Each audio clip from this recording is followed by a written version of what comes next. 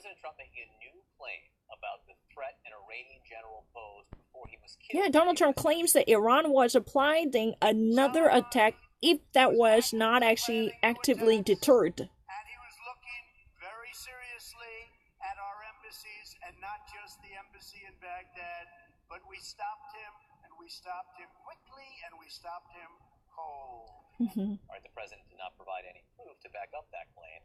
Joining me now, Democratic Congresswoman Jackie Speier. She's a member of both the Armed Services and Intelligence Committee. Congresswoman, you've seen some of this intelligence. You have been briefed. The president said on a stage last night, he said that Soleimani was planning new attacks, looking seriously at our embassies. Did you see that in the intelligence that you've been provided? All I can tell you, John, is that he misrepresented the intelligence. You know, Jackie Spicer actually said that. And John Berman once again actually said that. President Donald Trump claims at this moment on his campaign trail by making such a bizarre argument that General Soleimani was, plotting yet another attack targeting American embassy in Baghdad. Not just in Baghdad. So many different embassies or military facilities or diplomatic edifices that would actually be possessed by the United States were under the target and attack of the Soleimani.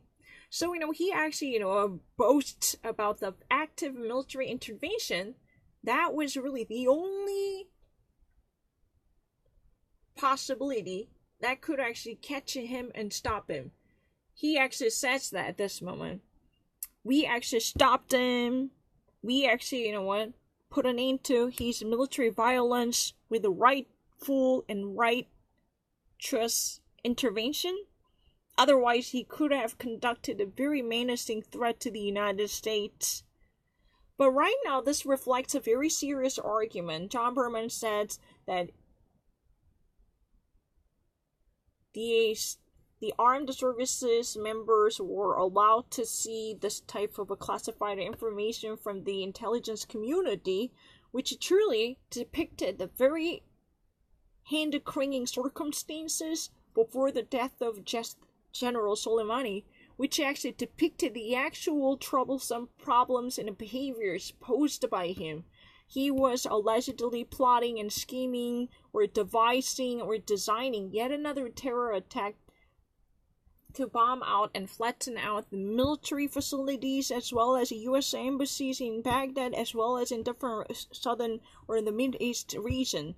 This type of argument is being claimed by President Donald Trump at this moment. But Jackie Spicer, a representative from California, says a different opinion.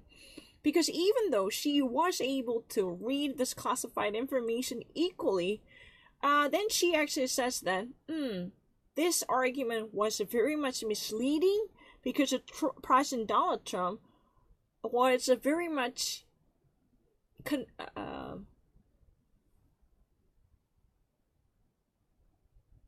ambiguous about the very nature of the intelligence works. Because this intelligence works never actually clarified what type of great damage it was truly there. This was more like, that beating around the bush.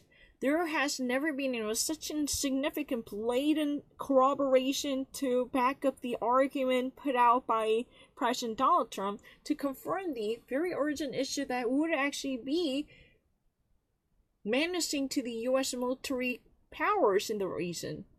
I mean, it has never been substantiated, and that's troublesome. For that reason, this crisis has been very much politicized and publicized. Because both sides would never actually meet on the same issue, but not that both sides are from Iran in the United States.